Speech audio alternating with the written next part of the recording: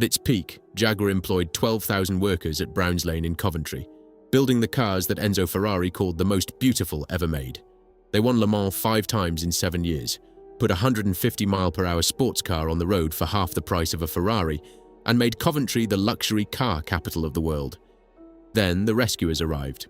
British Leyland buried it in a conglomerate of 100 companies.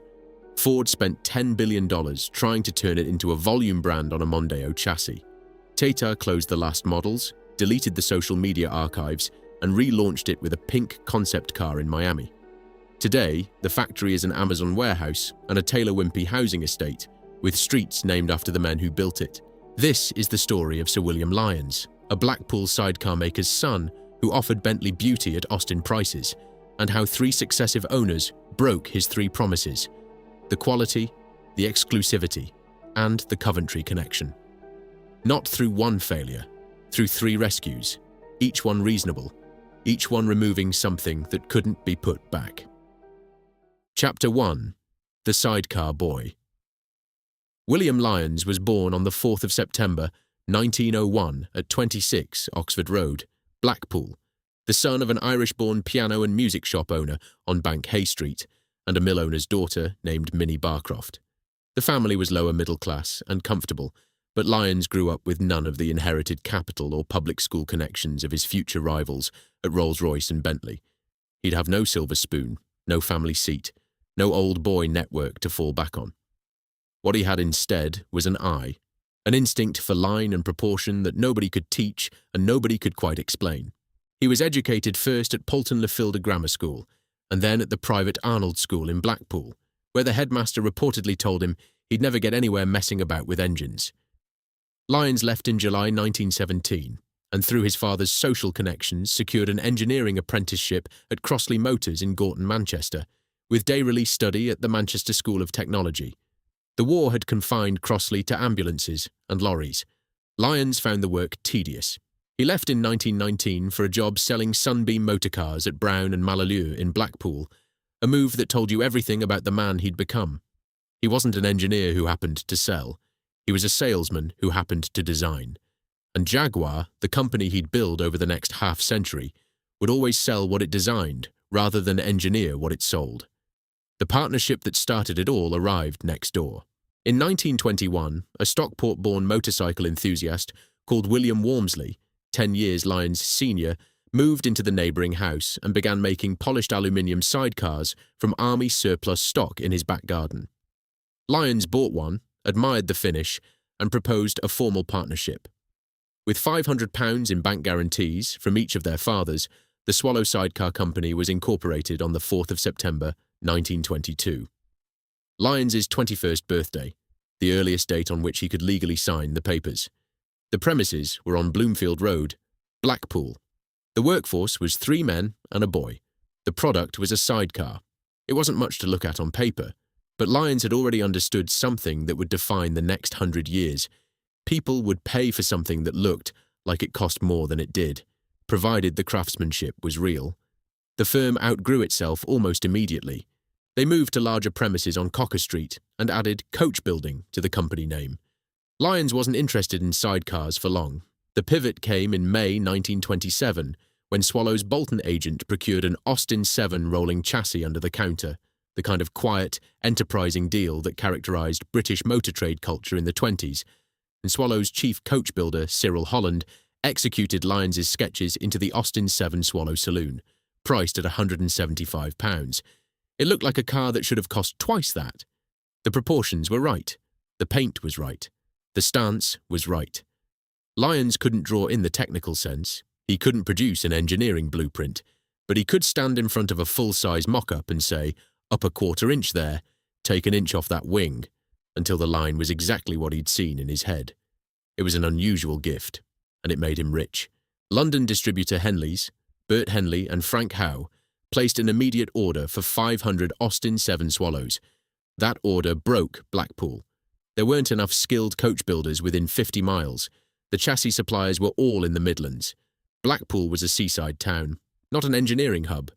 So in the winter of 1928-29, Lyons moved the entire operation to a disused First World War munitions factory off Holbrook Lane, Foleshill, on the edge of Coventry. The choice of Coventry wasn't sentiment, it was gravity. In the late 1920s, Coventry was, in effect, the British Detroit.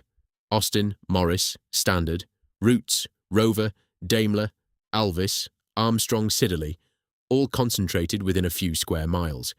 The city offered suppliers, tooling, and, crucially, a 19th century tradition of ribbon weaving and bicycle making that had evolved into a skilled metalwork labour force, unlike anything available in Lancashire.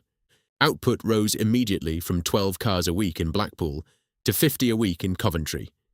Jack Beardsley, Bernard Hartshorn, Harry Tether, the Blackpool originals, came south with Lyons, and their names would be spoken at Browns Lane for decades. By 1931, Lyons had persuaded Sir John Black of Standard Motors to build modified chassis to Swallow's own design.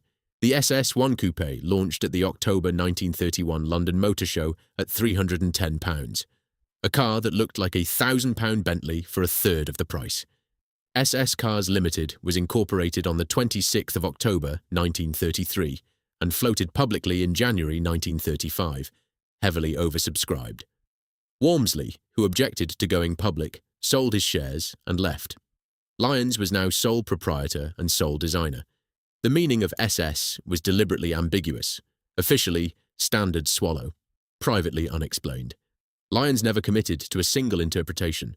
It was a small piece of corporate theatre that would matter enormously a decade later. In 1935, Lyons made two moves that would define every Jaguar for the next half-century.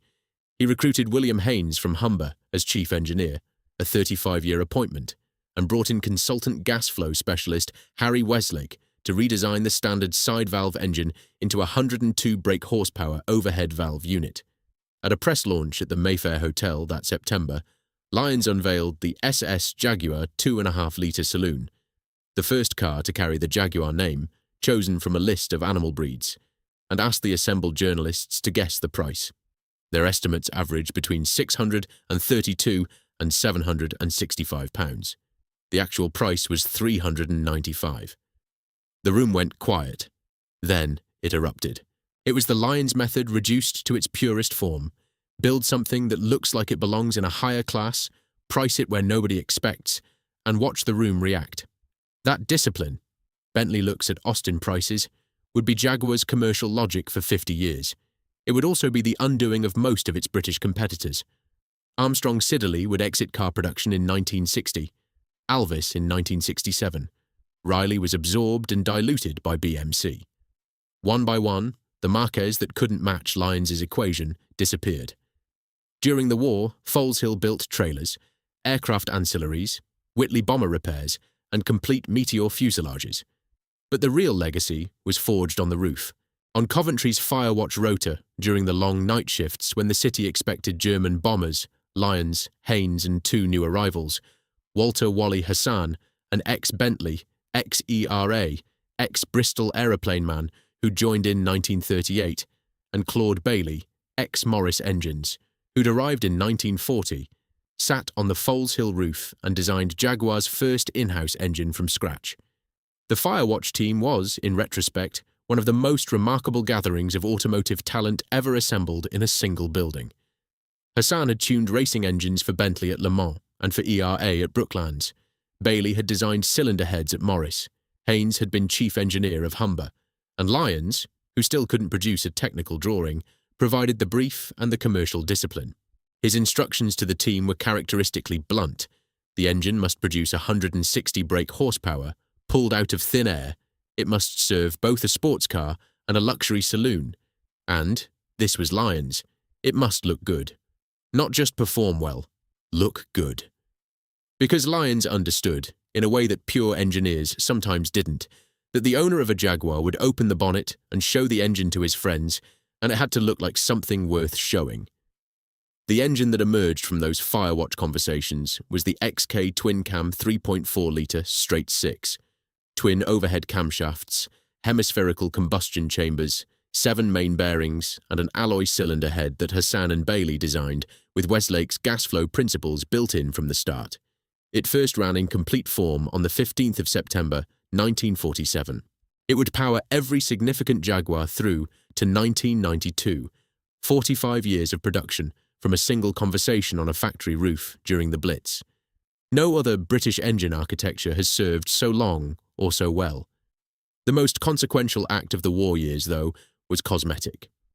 On the 23rd of March 1945, at a shareholders' meeting, Lyons changed the company name to Jaguar Cars Limited. The publicly offered reason was that Jaguar is distinctive and cannot be connected or confused with any similar foreign name. The actual reason was that the initials SS had, since 1933, become indelibly associated with Hitler's Schutzstaffel, a point Lyons himself acknowledged, in characteristic British understatement, by describing the initials as shared by Nazi Germany's most feared troops, a sector of the community not highly regarded. It's among the clearest cases in British industrial history of a brand renaming to escape an accident of timing. And in 1945, with the wreckage still being cleared across Europe, nobody argued. Lyons emerged from the war with a new name, a new engine, a new team, and the same old instinct. He was 43 years old. He had a factory in Coventry, a reputation for value, and an engine that sounded like nothing else on the road. He was by any measure ready.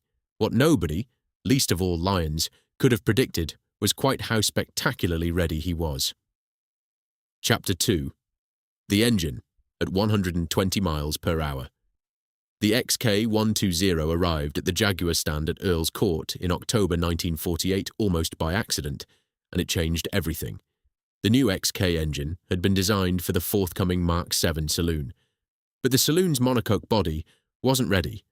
Lyons needed something to show at the motor show, something to prove the engine worked, something to fill the stand. So his team built a two-seat sports car as a show stand testbed in roughly 3 months, a stopgap, a placeholder. Chassis 66001, registered HKV 455, drew crowds that stood 6 deep around it. The price was £998 basic, £1,263 with tax and wire wheels, as tested by the motor. The top speed, the 120 in its name, was a genuine 120 miles per hour. That made it the fastest production car in the world, for under £1,000. The industry didn't know what to do with it. On the 30th of May 1949, on the Ostend-Jabbeke motorway in Belgium, test driver Ron "Soapy" Sutton was timed by the Royal Automobile Club of Belgium at 132.6 miles per hour, with a deflector screen and tonneau cover fitted over the passenger seat. Officially certified. A year later at Montlhéry, Leslie Johnson and a young Sterling Moss covered 2,579 miles in 24 hours, averaging 107 miles per hour, the first production car ever to exceed 100 miles per hour for a full day. 12,061 XK120S were built in total. The first 242 had aluminium bodies on ash frames before production switched to pressed steel in early 1950. What the XK120 proved wasn't just that Jaguar could build a fast car. It proved that Lyons' original proposition, Bentley looks at Austin prices, scaled upwards. You could apply the same logic to a sports car as to a saloon. You could undercut Aston Martin, undercut Ferrari, undercut everyone and still make money. The queue for orders after Earl's Court ran into months. The XK120's export success demanded a bigger factory. Coventry City Council refused Lyons' permission to extend Foleshill, so in 1950 he leased the Daimler Shadow Factory No. 2 at Browns Lane, Allesley, a 1 million square foot building originally constructed in 1937 to produce Bristol Hercules aero engine components for the Ministry of Aircraft Production. The Ministry of Supply lease was £30,000 fixed for 5 years. It was a wartime aircraft factory being repurposed for sports cars. The scale was extraordinary. Jaguar moved department by department between November 1950 and November 1952, starting with the machine shop and ending with experimental. The workforce passed 3,000. In 1958, Lyons bought the freehold outright for £1.25 million. Browns Lane wasn't a conversion of a traditional craft works. It was a piece of state wartime infrastructure that Jaguar had inherited from Britain's emergency aircraft programme. That distinction would matter in 2005, when it closed, because what was lost wasn't just a factory, but a building that had served 2 of Britain's finest hours. Le Mans transformed Jaguar from successful exporter into global legend. Encouraged by a strong private XK120, showing in 1950, Haynes commissioned the C-type, officially the XK120-C, a multi-tubular steel chassis designed by Bob Knight and Haynes himself, clothed in a Malcolm Sayer aluminium body and powered by the XK engine. Only 53 C-types were built. At Le Mans in 1951, Peter Walker and Peter Whitehead won at their first attempt, averaging 93.5 miles per hour. A small Coventry firm, barely a decade removed from sidecars, had beaten the best in France, Italy and Germany at their own game. The 1952 race was a disaster. Hastily restyled cars suffered head gasket failures from overheating, but Jaguar came back in 1953 with 3 innovations that would reshape the motor industry. The C-Type returned with a rubber bag fuel tank, triple Weber carburetors, and Dunlop disc brakes on all 4 wheels. Tony Rolt and Duncan Hamilton won at 105.85 miles per hour, the first Le Mans victory to average above 100. The disc brake achievement matters beyond Le Mans. The C-Type is the car that moved disc brakes from aviation into road car production. Within 15 years, every volume saloon in the world would have them. That happened because of a Coventry racing program run on a fraction of Ferrari's budget. The D-Type that followed was more revolutionary still. Malcolm Sayer designed it with Haynes and Knight, an aluminium alloy monocoque center section with a tubular front subframe, an aircraft construction technique applied to a racing car. The D-Type's body was not shaped by eye or by instinct. Sayer used mathematical curves derived from airframe design, the same principles that shaped the Bristol Beaufighter, to create a body that cut through the air with minimum drag. It was the first racing car ever designed using aerodynamic mathematics rather than wind tunnel trial and error. The result was a shape of extraordinary beauty, low, long, with a stabilizing fin behind the driver's head, that was also, in pure engineering terms, the most efficient racing car body of its era. It won Le Mans in 1955, 1956, and 1957. The 1955 race is among the most tragic in the history of motorsport and the most morally complex in Jaguar's history. On lap 35, Mike Hawthorne, co-driving with Ivor Bieb and leading the race in a D-Type, braked hard approaching his pit. Lance Macklin's Austin Healey swerved left to avoid him, directly into the path of Pierre Levay's Mercedes-Benz 300 SLR, which launched into the earth embankment opposite the grandstand and disintegrated. Its magnesium bodywork, chosen for lightness, caught fire on impact and sprayed burning fragments across the spectator enclosure. 84 people died, 83 spectators and Levay. It remains the deadliest accident in motorsport history. Mercedes withdrew from the race immediately and then from all motorsport competition until 1989, 34 years of absence. Jaguar's team manager, Lofty England, refused to withdraw. His reasoning was that pulling the Jaguars off the circuit in the middle of a race would cause confusion and potentially further accidents. The organisers had not stopped the race. England kept racing. Hawthorne and Bieb won. The decision haunted England and haunted Jaguar for decades. Whether it was pragmatic professionalism or callous disregard depends on where you stand, and reasonable people have stood on both sides for 70 years. Lyons wasn't at Le Mans. 5 days earlier, on the road to the race, his 25-year-old son, John Michael Lyons, had been killed in a road accident in France. This single fact, the death of the heir, explains almost everything that followed over the next decade. Lyons had no family successor.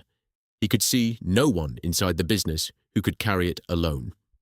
The willingness to merge Jaguar with BMC in 1966, the decision that would ultimately bury the company inside British Leyland, can be traced to a French roadside in 1955 and a father's grief that never fully healed. The victories kept coming. In 1956, Écurie Écosse, the Scottish private team, won with Ron Flockhart and Ninian Sanderson driving a D-Type that Jaguar had sold as surplus. In 1957, Flockhart and Ivor Bieb won again, with D-Types finishing first, second, third, fourth, and sixth. 5 wins in 7 years. No other British manufacturer has matched it. On the evening of the 12th of February, 1957, fire broke out in the Browns Lane tyre store at around 5:45. The cause was never conclusively determined. It consumed approximately 200,000 square feet, a quarter of the entire factory, along with several hundred completed and in-build cars, and most poignantly, 9 of the 25 planned road-going XKSS sports cars, the civilian derivative of the Le Mans-winning D-Type. The fire moved so fast that the factory's own fire service was overwhelmed within minutes. Coventry's fire brigade arrived to find entire bays engulfed. Damage ran to £3 million, a figure that, adjusted for inflation, would have represented a crippling loss for a company far larger than Jaguar. Experimental manager Bill Cassidy told reporters, "Half an hour after the alarm was given, it was out of our control." What happened next tells you everything about what Browns Lane was, and about Coventry's motor industry at that time. Rivals, Roots, Daimler, Armstrong Siddeley, companies that competed with Jaguar for customers and market share, offered space, staff, and materials. Dunlop, Jaguar's tyre supplier, offered factory capacity. The response wasn't charity, it was solidarity. The instinct of an industrial community that understood a fire at one factory was a threat to all of them, because the suppliers, the skills, the infrastructure were shared. Within 6 days, Lyons and workers in gumboots were clearing wreckage from the blackened production halls, salvaging tooling, assessing what could be rebuilt and what was lost. Within 6 weeks, the factory was back at full output. And that July, 5 months after a fire that could have destroyed the company, Jaguar went to Le Mans and took 1st, 2nd, 3rd, 4th, and 6th. It's the best short parable for the factory's culture.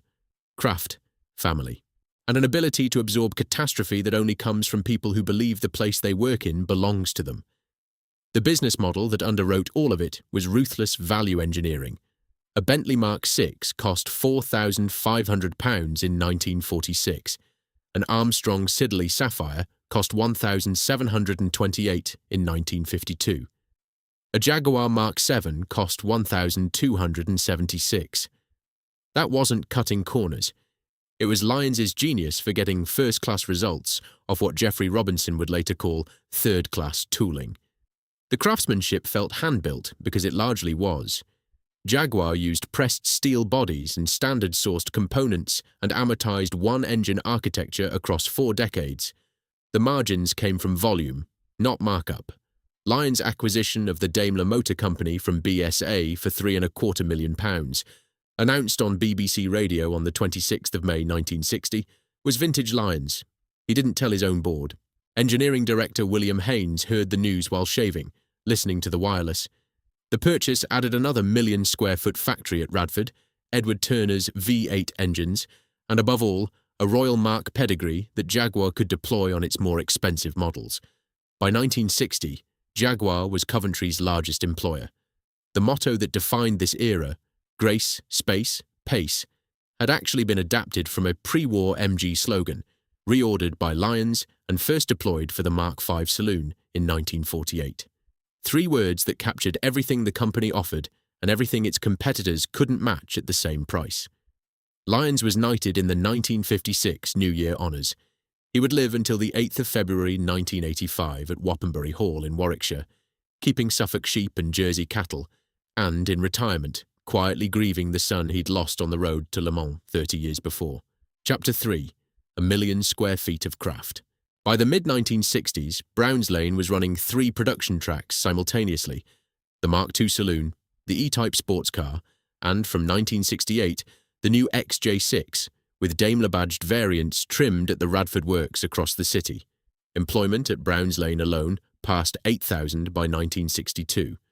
Across the Jaguar Daimler Group, it reached approximately 12,000 at peak in the late 1960s and early 1970s. Imagine walking through the main gates on a winter morning in 1965. The car park is full by 7:30. The shift starts and the building hums, not a figure of speech, but a physical fact.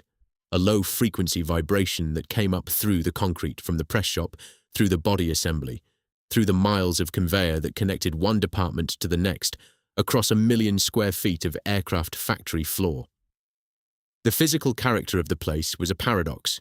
State-built wartime infrastructure operated as an artisan workshop. The trim and upholstery department consumed roughly 1,500 Connolly hides a week, about 2.5 hides per car. Each hide was inspected by hand, graded for blemishes, cut with templates that hadn't changed in years. The smell of Connolly leather, a particular mixture of tanning chemicals and natural hide that anyone who's ever sat in a Jaguar of this era would recognize instantly, filled the entire trim bay. It got into your clothes. Workers' wives knew where their husbands worked by the smell on their overalls. The woodshop, known in-house as the sawmill, was run by foreman Frank Burrell and veneer matcher Bill Burke, who'd been with the company since the Swallow days in Blackpool. They book-matched Californian-grown figured walnut, imported via France, working from the centre of every dashboard outward, so the grain pattern was perfectly symmetrical. Burr walnut for Daimler limousines was mopped and polished by hand.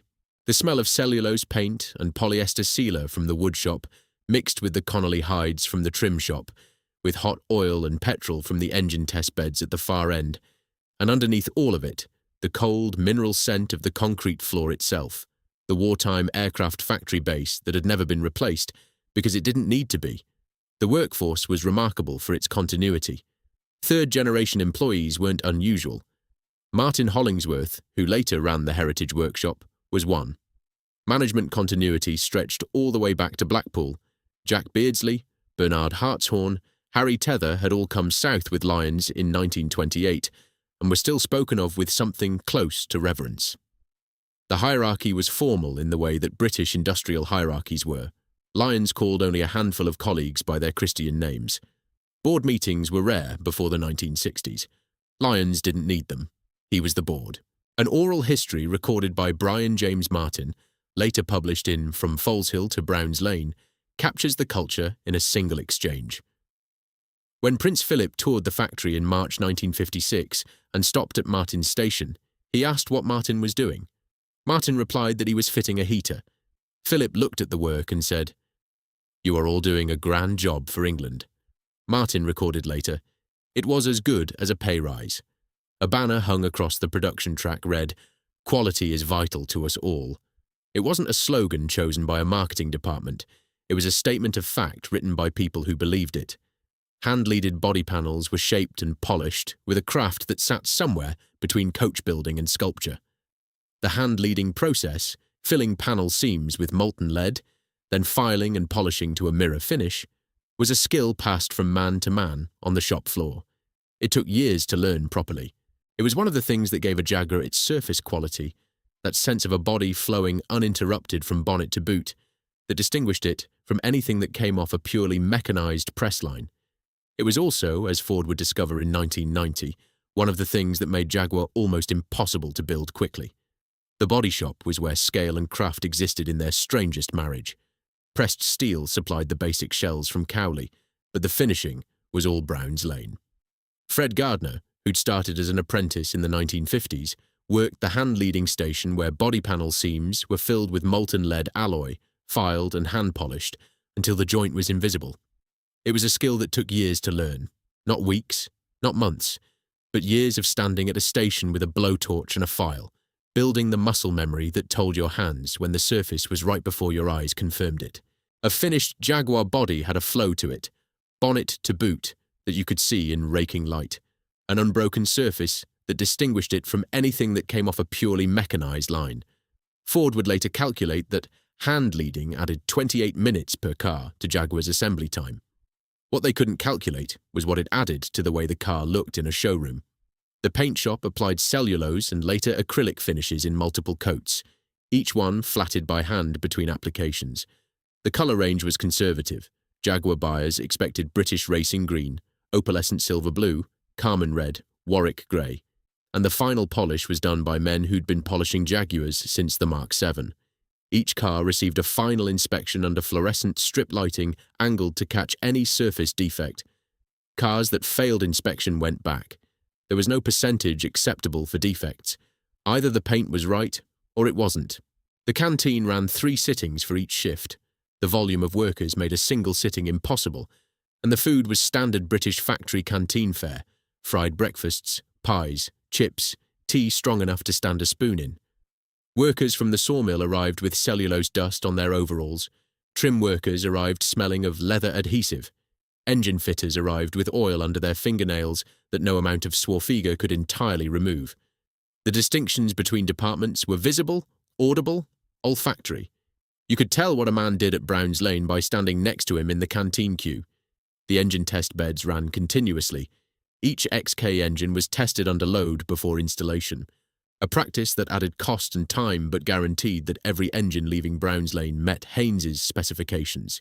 The sound of a dozen straight sixes running simultaneously was the factory's heartbeat, audible from the car park, and workers arriving for the morning shift used it unconsciously as a clock. If the test beds were running, the factory was alive. The road test was the final stage. Every Jaguar leaving Browns Lane was driven on public roads around Allersley by a test driver who checked ride quality, engine behaviour, gearbox response, and, critically, listened. Listened for rattles, for wind noise, for anything that sounded wrong. Norman Dewis, the chief test driver who'd driven 77 RW to Geneva overnight, set the standard. The road test wasn't a formality. It was the last act of a production process that began with a Connolly Hyde being graded by hand and ended with a man driving a finished car through the lanes of Warwickshire, listening for imperfection. Chapter 4. The most beautiful car ever made. 3 cars defined the cultural moment, and each one came out of Browns Lane. The Mark II saloon, launched in October 1959, was Jaguar's first unitary construction saloon. Available with 2.4, 3.4 and 3.8-litre XK engines, the 3.8 produced 220 brake horsepower, did 0 to 60 in 8.5 seconds, and reached 125 miles per hour. It was the fastest 4-door saloon in the world. 83,976 were built through 1967, with more than 91,000, including the run-out 240 and 340 models, to April 1969. The Mark II lived a double life in British culture that no other car has ever quite managed. It was simultaneously the police pursuit car and the bank robber's getaway car. The Sweeney drove them. The Blaggers drove them. By the 1970s, it was both Cold War spy prop and criminal cliché, and then from 1987 ITV's Inspector Morse, John Thor, driving a Burgundy 2.4 registered 248 RPA through the Oxford colleges, rehabilitated it into the icon of melancholy English detection. The E-Type, for all its fame, never needed that kind of rehabilitation. The Mark II earned it through range. It belonged everywhere, to everyone, from villains to vicars. The E-Type changed the world. Signed off by Lyons on the 1st of October 1960, it was unveiled at the Restaurant du Parc des Eaux Vives in Geneva on the evening of the 15th of March 1961, and the story of its arrival is one of the great set pieces of British motoring history. Jaguar's PR man Bob Berry drove the fixed-head prototype, registration 9600HP, from Coventry to Geneva flat-out, arriving at the venue 20 minutes before the scheduled reveal. Lyons greeted him. "Good God, Berry, I thought you'd never get here." But demand for passenger rides on the local hill climb was so overwhelming that one car couldn't manage. Lyons telephoned Browns Lane and instructed chief test driver Norman Dewis to drive the open roadster, registration 77RW, to Geneva overnight. Dewis covered roughly 600 miles in approximately 11 hours, averaging 68 miles per hour across France, arriving at 10 the following morning. Lyons looked at his watch and said, "Thought you'd do it, Dewis." That was about as much of a compliment as you got from William Lyons. Walking the show that day, Enzo Ferrari reportedly stopped in front of the E-Type and pronounced it the most beautiful car ever made. A compliment from Maranello that Ferrari partly answered the following year with the 250 GTO, as if the only response to the E-Type was to try to build something better. The price was £2,097 basic, roughly half an Aston Martin or Ferrari. With a genuine 150 miles per hour, it was the fastest production car in the world. Again, roughly 80% of the 72,500 E-Types built between 1961 and 1974 were exported to the United States. The list of owners reads like a casting sheet for the 20th century. Frank Sinatra, reportedly demanding, "I want that car, and I want it now." Steve McQueen, Brigitte Bardot, Princess Grace, Tony Curtis, Britt Eklund, a gift from Peter Sellers, George Best, Sir Jackie Stewart, Mick Jagger, Charlton Heston, and via Brian Epstein, George Harrison, who received a dark blue Series 1 with a dashboard record player fitted. An E-Type has sat in the permanent collection of New York's Museum of Modern Art since 1996, the only British car ever awarded that distinction. It is, by any serious measure, the single most famous car ever built in Britain, and it was designed by a man who couldn't produce a technical drawing, styled by verbal instruction on a full-size clay model, and built by hand in a converted aircraft factory in Coventry. The E-Type's significance wasn't just commercial, it was cultural, in a way that connected Coventry to California, a Midlands factory to the Sunset Strip, a British craft tradition to the American dream of freedom and speed. The car appeared in films, in magazine editorials, on album covers. It was the visual shorthand for a certain kind of 1960s aspiration. Classless, beautiful, fast, attainable, if you stretched. When Harold Macmillan told the British public they'd never had it so good, the E-Type was the car that proved it. When the 60s swung, the E-Type was what they swung in. Through the American market, brokered first by Austrian émigré Maximilian Hoffmann from 1948, who operated from Frank Lloyd Wright's Park Avenue showroom at 430 Park Avenue in Manhattan, Jaguar became a fixture in California driveways and on magazine covers. Hoffmann had an extraordinary eye for European cars that Americans would love. He'd also introduced Mercedes-Benz, BMW, Porsche, and Alfa Romeo to the US market. His instinct with Jaguar was that American buyers would respond to the same proposition that had worked in Britain, more car for less money, but wrapped in a shape that made the neighbours stare. He was right. US sales at peak reached approximately 30,000 cars a year in the early 1970s. Coventry was, at this moment, Britain's motor capital. Jaguar at Browns Lane, Roots at Ryton, Standard Triumph at Canley, Daimler at Radford, Massey Ferguson at Banner Lane, Alvis on Holyhead Road, Hawker Siddeley at Bitterswell, GECAEI across the city. Hundreds of thousands of people employed in making things that moved a nation. The city was to Britain what Detroit was to America, the place that made things that mattered. The XJ6, launched at the Royal Lancaster Hotel on the 26th of September 1968, was Lyons's personal masterpiece, the car he'd been building towards for 46 years. It replaced 4 existing Jaguar saloons at a single stroke, the 240, the 340, the S-Type, and the 420G. Lyons himself recorded the launch announcement, unusual for a man who preferred his cars to speak for themselves, and told a darkened room, "Ladies and gentlemen, I should like to introduce to you my new car." He later described the XJ6 privately. "Without any doubt at all, the XJ6 is my personal favourite. It comes closer than any other to what I always had in mind as my ideal car." It won European Car of the Year for 1969. It cost roughly a third of a Rolls-Royce Silver Shadow, and it was widely regarded, by contemporaries who had no sentimentality about the matter, as the best saloon car in the world. Every promise Lyons had ever made was fulfilled in that car. Grace, space, pace. Bentley looks at Austin prices. A copy of nothing. It was the summit. Chapter 5, the highest point before the fall. The zenith is best dated to 1968 to 1971. Total group employment, around 12,000. Peak worldwide production of 32,589 cars in 1971. The XJ6, fresh from launch. The E-Type in its final Series 3 glory. The Mark II only just retired from the line. Contemporary press, Autocar, Motor, The Times, wrote of Jaguar in terms that would now be reserved for Apple or Ferrari.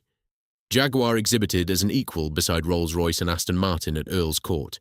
American film studios kept E-Types on set retainers. Queen Elizabeth had toured the factory in 1956. The Duke of Kent owned an E-Type. Executive confidence was unmistakable. Sir William Lyons, Knight of the Realm, honorary president of the company he'd built from a sidecar shed, moved through the factory with the quiet authority of a man whose life's work was complete. The XJ6 was his personal favourite. He'd said so himself, and he was right. The car combined everything Jaguar had learned across 46 years into a single proposition so well judged that it would remain in production, in evolved form, for 4 decades. But those flaws would one day fall silent, and the seeds were already in the ground. The threats were external and internal, and they arrived simultaneously. Externally, BMW's new 6 Saloon had launched in 1968, a car engineered with a precision and a consistency that Jaguar, for all its beauty, couldn't match in production.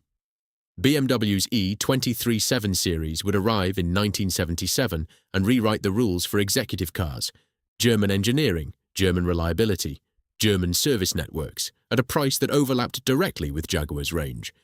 Mercedes-Benz had launched the W108 S-Class in 1965 and would introduce the definitive W116 S-Class in 1972. A car so comprehensively engineered, so thoroughly developed, that it set a new global benchmark against which every luxury saloon, including the XJ6, would be measured. The Japanese luxury sector was a decade away, but Honda and Toyota were already studying the European premium market with the patient, methodical intensity that would eventually produce the Lexus. The world was professionalizing around Jaguar, and Jaguar was still building cars with hand-leading Connolly hides and 40-year-old engine architecture. The craft was real. The question was whether craft alone would be enough against competitors who had both craft and systems. Internally, the trap had already been sprung. In July 1966, Jaguar had merged with the British Motor Corporation for £18.2 million, forming British Motor Holdings. Lyons himself had engineered it, not out of weakness, but necessity. His son was dead. He had no family successor.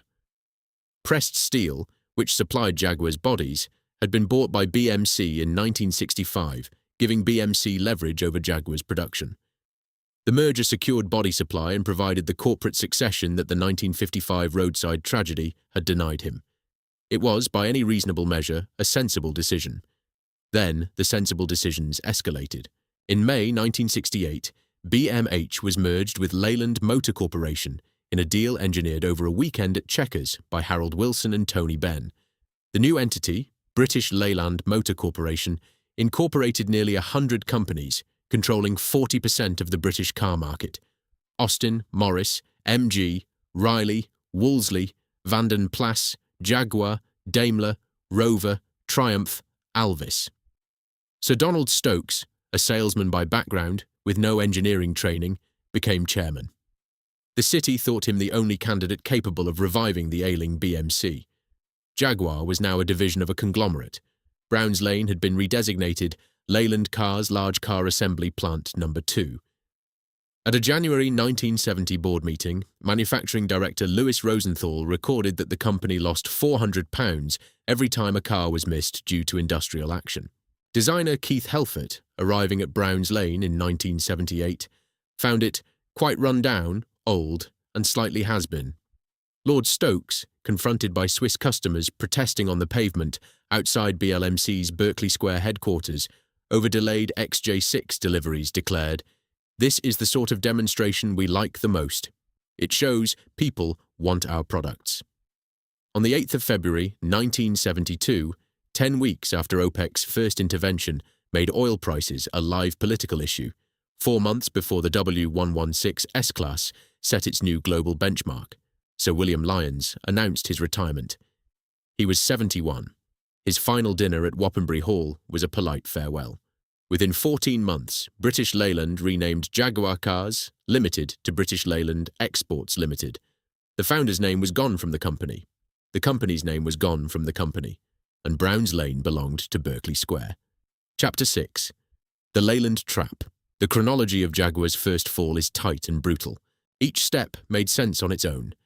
Together, they were a catastrophe. March 1972. Lyons retired formally. His successor was Lofty England, the former racing team manager who'd refused to withdraw from Le Mans in 1955. A brave man, a decent man, and by universal acknowledgement, not a chief executive. Bob Knight, Haynes's successor as engineering director, kept Jaguar's technical standards alive through quiet insubordination. September 1973. Geoffrey Robinson, 34 years old, a former Industrial Reorganisation Corporation researcher, later Labour MP for Coventry North West, was installed as Jaguar's managing director with Stokes's personal backing. Robinson announced a £60 million investment and a target to double output from 30,000 to 60,000 cars a year. He also committed to an £8.6 million British Grand Prix sponsorship that Browns Lane's finances couldn't support. Robinson was clever, ambitious and politically connected. He was also trying to run Jaguar inside a structure that didn't want Jaguar to exist as a separate entity. In 1975, Robinson resigned over the Ryder Report, the document that sealed Jaguar's fate. Sir Don Ryder's committee recommended £1,264 million in capital expenditure, plus £260 million in working capital for British Leyland over 8 years. Under the British Leyland Act 1975, the company was effectively nationalised. Margaret Thatcher, then newly elected Conservative leader, opposed it publicly. Our solution is not to go on putting massive subsidies into failure. The Ryder plan collapsed BLMC's 7 divisions into 4, and Jaguar was absorbed into a monolithic Leyland Cars under Derek Whittaker. It lost its separate company identity entirely. Only Bob Knight's stubbornness preserved what mattered. When Ryder demanded a pre-production XJ64.2 to evaluate for himself, Knight delivered instead a fuel-injected XJ12 5.3, a 12-cylinder car so refined, so overwhelmingly impressive, that Ryder reportedly left Jaguar's engineering team alone. It was an act of calculated deception by a man who understood that the only way to protect something inside a bureaucracy was to make the bureaucracy too impressed to interfere. The quality collapse was catastrophic and compound. Paint was the worst of it. The new thermoplastic acrylic paint system at Castle Bromwich, a General Motors process that GM itself had abandoned, required reflowing the final paint coat for 30 minutes at temperatures above 154 degrees Celsius. That temperature coincided with the melting point of the lead filler that Jaguar used to smooth its hand-leaded body panels. Paint bubbled. Bodies arrived at Browns Lane so defective they were rejected outright and sent back. The very skill that had given Jaguar its surface quality, the hand-leading that distinguished it from every mass-produced car in the world, was now destroying the paint finish. Electrics were the other disaster. Joseph Lucas Industries supplied virtually all of Jaguar's electrical components: wiring looms, fuse boxes, alternators, regulators, dashboard instruments. Lucas's reputation for failure was so entrenched across the British motor industry that Lucas Electrics, Prince of Darkness, became Universal Mechanics shorthand. Headlamps that dimmed on their own, wiper motors that stopped in rain, dashboard instruments that read differently from one day to the next. It wasn't that Lucas couldn't make good components. They supplied Rolls-Royce and military aviation without comparable failure rates. It was that their volume car products, manufactured to price rather than specification, were unreliable at a rate that no amount of warranty claims could fix.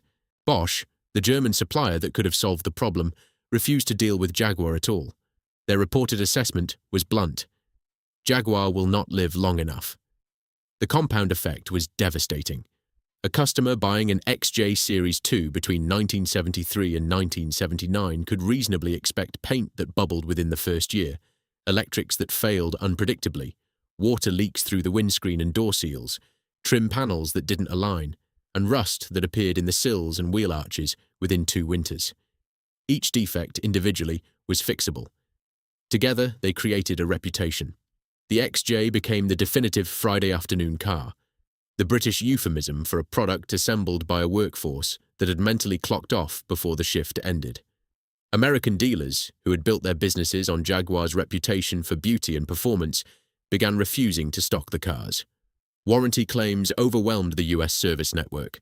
Customers who'd paid for grace, space, and pace received rust, leaks, and darkness.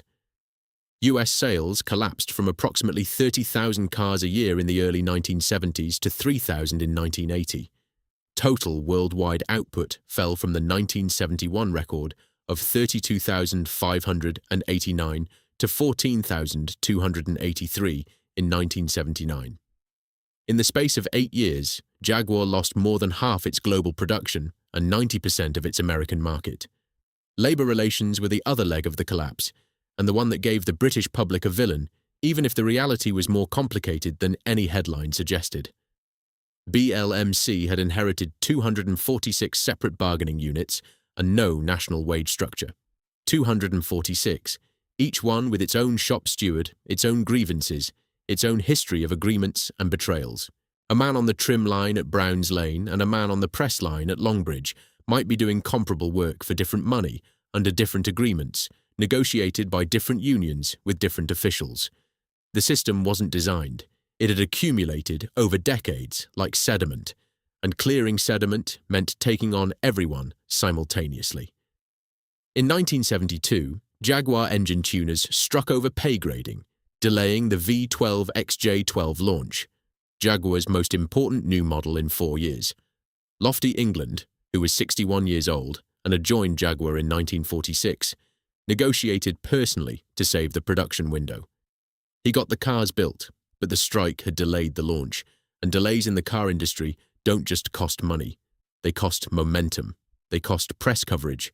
They cost the moment when the world is paying attention.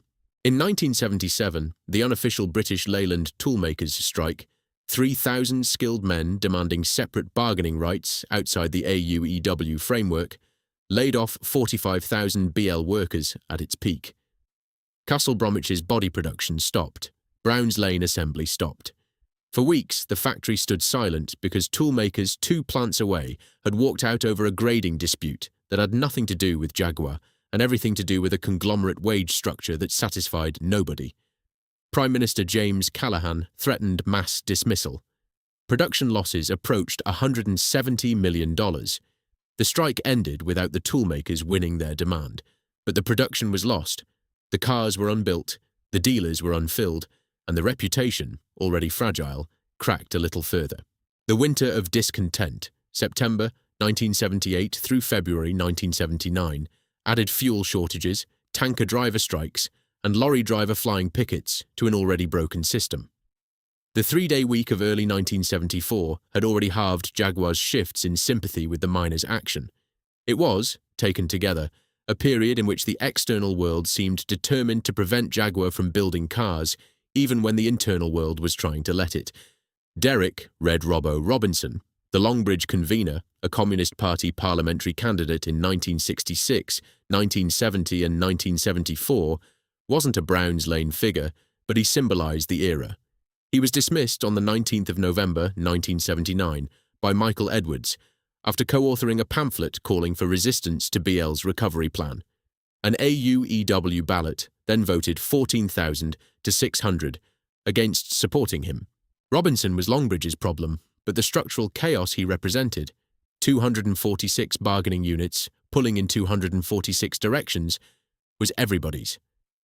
Michael Edwards, a South African ex-chloride executive, had been appointed BL chairman in November 1977 on a 5-year National Enterprise Board contract. He reversed Ryder's monolithic doctrine. In 1978, BL Cars was split into Austin Morris for volume and Jaguar Rover Triumph for specialist vehicles. By 1980, Jaguar stood again as a distinct operating company within the group, but Jaguar was losing £50 million a year on sales of $150 million.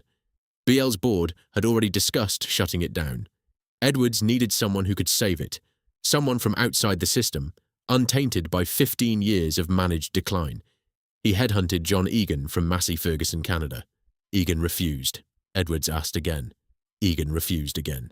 Edwards kept asking. Finally, John Egan said yes. Chapter 7.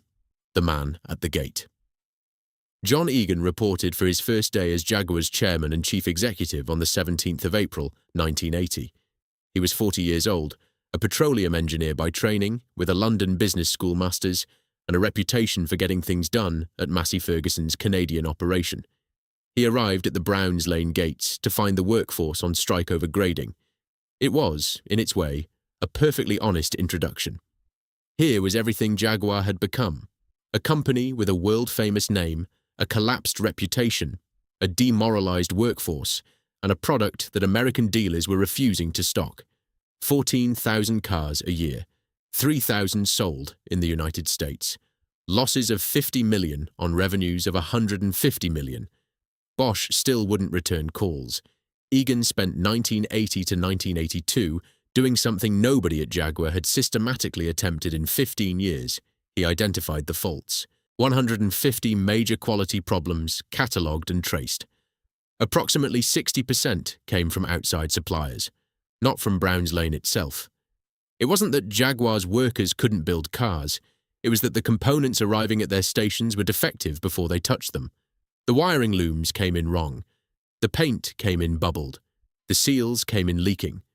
The workforce had been blamed for 15 years for a quality failure that was, at its root, a supply chain failure managed by a conglomerate that didn't care enough to fix it.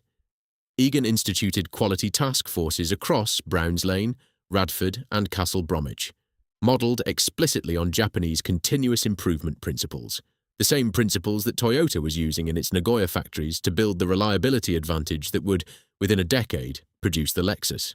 He set up what became known as the Black Museum at Browns Lane, a physical display of defective components, paint-bubbled panels, and failed Lucas wiring looms, arranged on shelving under strip lighting like evidence in a criminal investigation.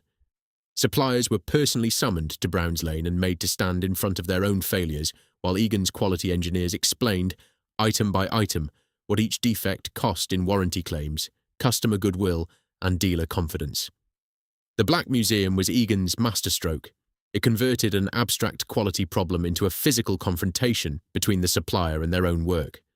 A Lucas sales representative, standing in front of a display of 50 failed wiring looms, with the warranty cost of each loom itemized on a card beside it, was having a very different conversation from one sitting across a desk reading a complaint letter.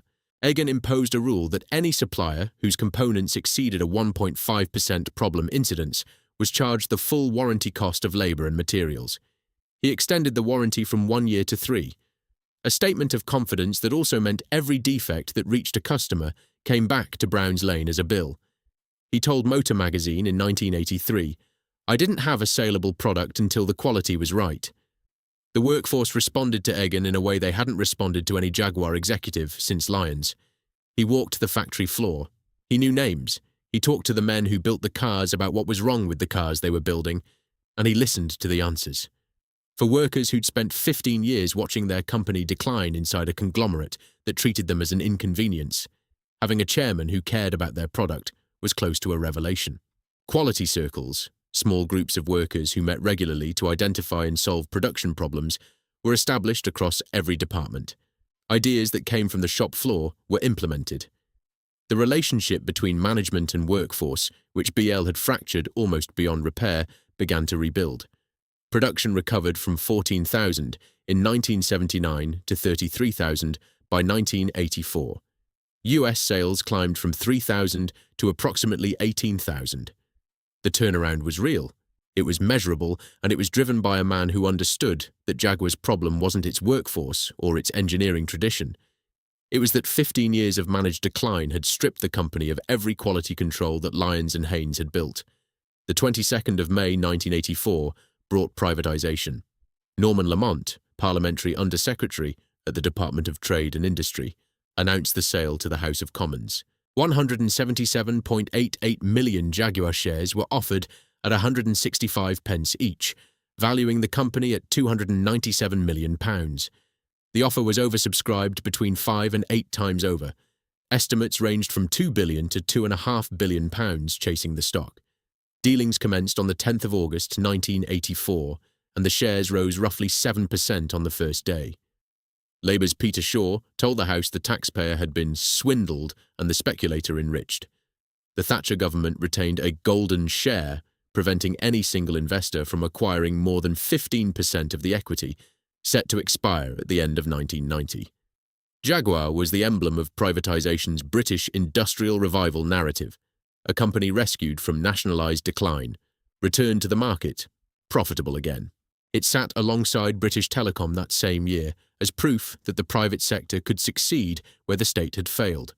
The XJ40, the replacement for Lyons's original XJ6, development of which had begun in 1972 and been repeatedly delayed by BL politics, finally launched at the NEC in October 1986 after a £200 million investment and 5 million test miles. Jim Randall, who'd succeeded Bob Knight as engineering director, had fought a decade-long rearguard action to protect Jaguar's engineering independence. BL headquarters had repeatedly attempted to force Jaguar to adopt the Rover 5.8 engine, an American-designed Buick unit that Rover had bought the rights to in 1965, arguing that one engine across multiple marques would save development costs. The logic was pure conglomerate thinking: standardize everything, share everything, reduce the number of parts. Randall understood that the Rover 5.8 in a Jaguar saloon would be a visible sign of capitulation, proof that Jaguar was just another Leyland brand sharing components from a common parts bin. He fabricated a meticulous engineering case for keeping the inline AJ6, Jaguar's own six-cylinder engine designed by Jaguar engineers and built at Jaguar's Radford plant. The case was part engineering, part politics, and part bluff. It worked. The XJ40 kept its Jaguar engine. It kept its Jaguar identity. It kept the engineering independence that Bob Knight had preserved before Randall and that Haynes had established before Knight. It was a line of succession, a chain of engineers, each one defending the same principle against a different set of corporate owners. The XJ40 had 136 fewer pressings than the outgoing Series 3 and a 25% reduction in panel count. It was a genuine new car, the first completely new Jaguar saloon in 18 years. The launch problems were real. The vehicle condition monitor digital display was unreliable, the electronic dashboard was widely criticized, and the electric seat mechanisms failed with embarrassing frequency. But these were correctable faults, not fundamental design failures. Peak XJ40 output reached 39,432 in 1988, above the output of the original XJ at its best. But Egan's success contained its own vulnerability. A privatized Jaguar, trading on the London Stock Exchange, no longer protected by the golden share after 1990, producing fewer than 40,000 cars a year on aging infrastructure, was a target, and two of the world's largest car companies were watching. In September 1989, Egan announced that interim profits had slumped from £22.5 million to £1.4 million. General Motors had been in 9-month negotiations for a minority stake, which Egan privately preferred. A partnership, not a takeover. But Ford had been watching longer. A secret internal task force called Columbus 2 had been planning a bid for months. On the 19th of September 1989, Ford of Europe chairman Lindsay Halstead announced that Ford was buying Jaguar shares up to the 15% golden share limit. On the 31st of October, Trade Secretary Nicholas Ridley announced the golden share would be lifted a year early. On the 2nd of November, Jaguar agreed to Ford's full takeover at $13.32 per share, £1.6 billion or $2.5 billion, 110% premium over the share price 6 weeks earlier. John Egan had saved Jaguar from extinction, rebuilt its quality, taken it through privatization, and delivered 6 years of independence. Ford paid $2.5 billion for the company he'd rescued. On the 27th of March 1990, Egan retired and moved to the British Airports Authority. Ford sent its own man. Chapter 8. The Worst Factory in the World. Bill Hayden was a veteran Ford manufacturing executive, a man who'd spent his career in high-volume production facilities on 3 continents. Ford appointed him as chief executive and chairman of Jaguar in March 1990. He toured the Browns Lane, Castle Bromwich, and Radford facilities with the practiced eye of someone who knew exactly what a modern car factory should look like. His verdict, delivered to Car magazine, would haunt Ford's ownership for the next 18 years. "I've been to car plants all over the world. Apart from some Russian factories in Gorky, Jaguar's factory was the worst I'd ever seen." It wasn't said with malice. It was a manufacturing man's honest assessment of what he'd found. Jaguar took 3 times as long to assemble a car as a high-end Ford. Sunroof installation was 28 minutes at Browns Lane against 6 minutes at a Ford factory. The hand-laded body panels that gave Jaguars their distinctive surface quality were a craft technique incompatible with volume production. The paint rectification rate, the percentage of cars requiring paint rework after the initial process, was running above 50%. The factory was a wartime aircraft building running 1950s processes at 1960s speeds. Every Jaguar that left Browns Lane was, in manufacturing terms, a small miracle of handwork, operating inside a structure that modern automotive engineering had left behind. The culture clash was immediate and profound. Ford's manufacturing culture was built on standardization, time and motion study, and the elimination of variation. Jaguar's manufacturing culture was built on craft knowledge passed from man to man, judgment calls made by experienced hands, and a tolerance for variation that allowed individual skill to compensate for inconsistent processes. Both cultures made cars. They made them in fundamentally different ways. Ford's executives looked at Browns Lane and saw inefficiency. Browns Lane's workers looked at Ford's executives and saw people who didn't understand what they were building. The question Ford now faced was whether to modernize Jaguar's manufacturing or modernize the product. They could have invested in the factory, brought Browns Lane's processes up to modern standards while preserving the craft skills that gave the product its character. Instead, they chose the product. It was cheaper, faster, and more familiar to executives whose entire careers had been spent in volume manufacturing. It was also, ultimately, the decision that killed the brand. Hayden cut 4,100 jobs in 1991. The workforce fell from roughly 12,100 to 8,000. A further 650 followed in 1992. He cancelled Jim Randall's XJ41/XJ42 program, the long-planned F-Type sports car, Jaguar's intended successor to the E-Type, which Randall and his team had been developing for years. The F-Type was to be a mid-engined two-seater, a car that would have placed Jaguar back in the sports car segment it had owned in the 1960s. Randall had fought for this car the way he'd fought for the AJ6 engine, with engineering arguments, political manoeuvring, and sheer stubbornness. Hayden cancelled it on cost grounds. The program didn't die entirely. Its engineering evolved into the Aston Martin DB7 in 1994, which became Aston Martin's best-selling model, and the Jaguar XK8 in 1996. The irony was bitter. The car that Ford refused to let Jaguar build became a success for another company in the same corporate group. Randall himself resigned after 25 years. He'd spent his entire Jaguar career defending the company's engineering independence against hostile corporate owners. First, the BL bureaucracy that wanted to standardize everything, then the Ford bureaucracy that wanted to platform share everything. He'd kept the Jaguar engine in the Jaguar saloon. He'd kept the Jaguar sports car alive through a decade of development. And when Ford cancelled his car, he walked out. There was nothing left to defend. Nick Scheel succeeded Hayden in April 1992. Scheel was an English Ford lifer who'd run Ford's high-quality Hermosillo plant in Mexico, one of the best-rated assembly facilities in North America. He understood quality. He also understood what Ford had paid. $2.5 billion, he recalled privately. I thought we must be nuts. Asked when Ford might see a return on the investment, he quoted his own boss at Ford. It took us close to 40 years to get any benefit from the acquisition of Lincoln. A water test engineer at Jaguar famously explained to Scheel that the factory's water leak score was in the 90s. Scheel was initially impressed until he learned that the score referred to 90 water leaks per car. He trimmed Ford's original target of 150,000 Jaguars a year to 100,000, recognizing that the brand couldn't sustain that kind of volume without destroying the thing that made it valuable. But the pressure from Dearborn was relentless. Ford's senior leadership, Donald Peterson as chairman to February 1990, then Harold Redd polling as CEO, had committed $2.5 billion. Egan recalled polling opening their Dearborn meeting with a question that contained its own answer. Say, John, what am I going to tell my shareholders? The shareholders wanted returns. Returns required volume. Volume required cheaper platforms, and cheaper platforms would require building Jaguars on Ford architecture.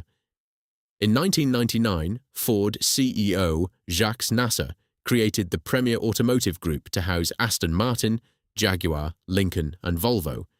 And from 2000, Land Rover, bought from BMW, for $2.75 billion. The chairman was Wolfgang Reitzler, a former BMW product development chief who'd been twice passed over for the BMW chairmanship.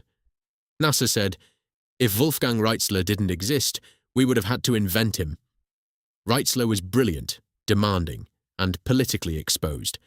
He resigned in May 2002 when Nasser was ousted and Scheel was promoted above him, saying, "I would rather be captain on a destroyer than first officer on an aircraft carrier." Mark Fields succeeded him. The S-Type arrived in 1999, built on the Ford DEW 98 platform shared with the Lincoln LS and Ford Thunderbird.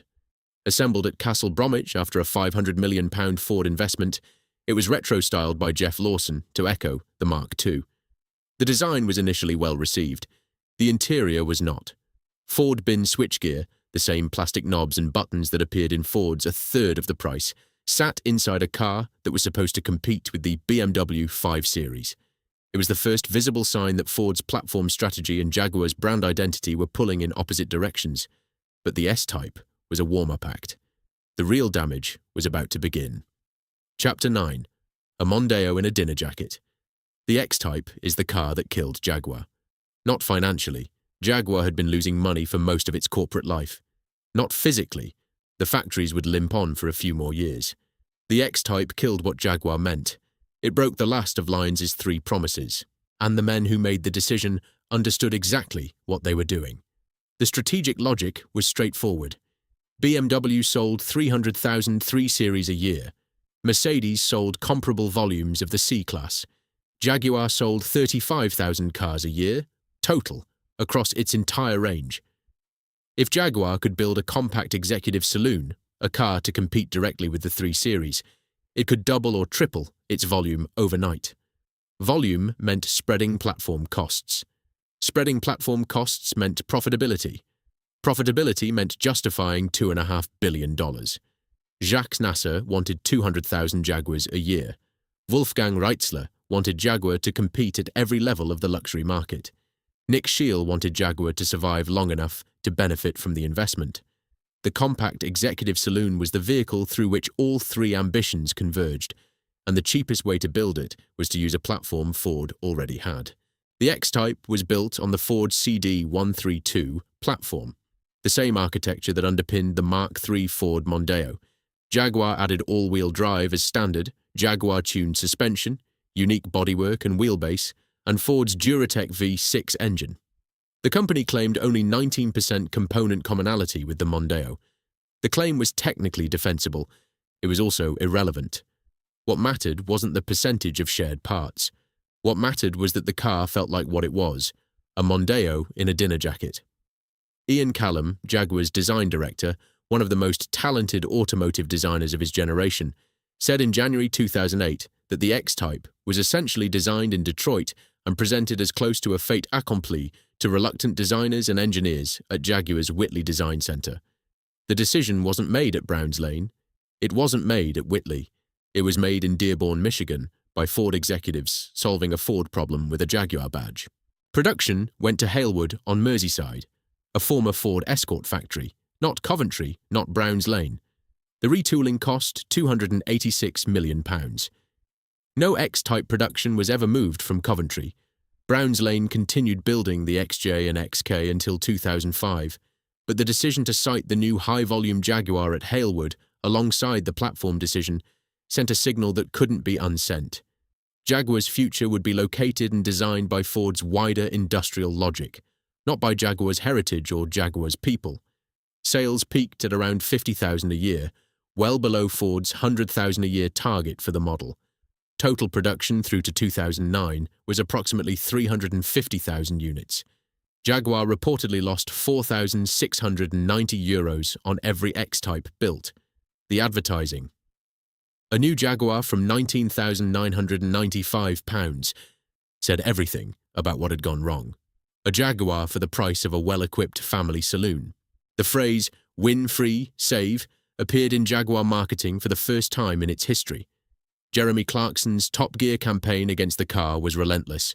The price, the platform, the Formula One team that only finishes Grand Prix races just in time for the next one to start. The reduction of a marque that had once beaten Ferrari at Le Mans to a brand that was now selling front-wheel drive diesel saloons. Car and Drivers Robert Cumberford called the styling an unimaginable pastiche of many past Jaguars. The badge-engineered Mondeo label stuck permanently. It stuck because it was true enough to be devastating, even if the engineering differences between the X-Type and the Mondeo were genuine. Perception is reality in the luxury car market, and the perception was that Jaguar had put its badge on a Ford. The damage wasn't just commercial, it was existential. The E-Type sat in the Museum of Modern Art. The Mark II was Inspector Morse's car. The XJ6 was the best saloon in the world. The D-Type had won Le Mans 5 times, and now Jaguar's highest volume product shared its floor pan with a fleet car you could rent at Hertz for £30 a day. Every premium brand lives or dies on the gap between itself and the ordinary. The X-Type closed that gap to nothing. A Jaguar badge on a Mondeo platform didn't elevate the Mondeo, It diminished the Jaguar. Every X-Type that rolled off the Halewood line and onto a dealer forecourt at £19,995 made the XJ and the XK sitting beside it a little harder to sell at full price. The contamination moved upwards through the range like damp through a wall. The damage extended beyond the showroom into the second-hand market, where Jaguar's residual values, already weakened by the quality reputation of the BL years, collapsed further. An X-Type that cost $20,000 new was worth $8,000 after 3 years. A car that depreciated that fast wasn't a luxury purchase. It was a financial mistake, and word of mouth in the premium car market is unforgiving. Buyers who felt they'd been sold a lie didn't quietly accept it. They told everyone they knew. The Lexus LS 400, launched in 1989, had already begun the erosion from the other direction. Toyota had spent $1 billion and 6 years building a car specifically designed to beat the Jaguar XJ and the Mercedes S-Class on quality, refinement, and reliability. The LS 400 achieved what Lyons had achieved 50 years earlier. It offered a higher-class product at a lower-class price. But Toyota did it with engineering precision that Jaguar, still relying on handwork and 40-year-old processes, couldn't match. The LS 400 didn't just compete with Jaguar. It applied Jaguar's own strategy against it and won. By 2004, Jaguar was losing over £100 million a quarter. Ford's premier automotive group was hemorrhaging money across all its luxury brands. And the most visible symbol of the failure, the place where the loss was concentrated and the fix was most obvious, was Browns Lane. The closure was announced on the 17th of September 2004 by Jaguar chairman Joe Greenwell, with Ford of Europe's Mark Fields standing beside him.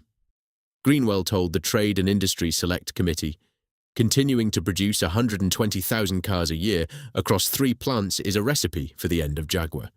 Unless we follow this path, the future viability of the company is at risk, as are the jobs of 8,000 people." Fields added, "Jaguar simply cannot support 3 assembly plants, with annual sales of 125,000 cars. 400 Browns Lane manufacturing posts were offered voluntary separation. 500 white-collar jobs and 250 agency positions were cut, a total of roughly 1,150 jobs. 425 workers were transferred to Castle Bromwich. 310 were retained at Browns Lane for wood veneering, the last surviving craft operation, the one thing that couldn't be done by machine elsewhere." Jaguar simultaneously announced its withdrawal from Formula One. The Jaguar racing team, the rebranded Stewart Grand Prix, was sold to Red Bull for a nominal sum. Tony Woodley, General Secretary of the Transport and General Workers Union, responded, "This is a bleak day for the British car industry. We are not prepared to see British workers treated as cannon fodder to satisfy American shareholders." Derek Simpson of Amicus. "Ford's decision may kill off Jaguar. Our members will fight like tigers." A joint union rally in Coventry on the 27th of November 2004 drew thousands. But when it came to a ballot, members voted against industrial action. They'd seen what happened to miners who struck against closure. They'd seen what happened to the Longbridge workforce that fought and lost. They took the redundancy. Some of them had been fighting for Jaguar since the BL days, 25 years of fighting, and in the end, the factory closed anyway. The final months at Browns Lane had a quality that workers who lived through them described as something between a wake and a carnival.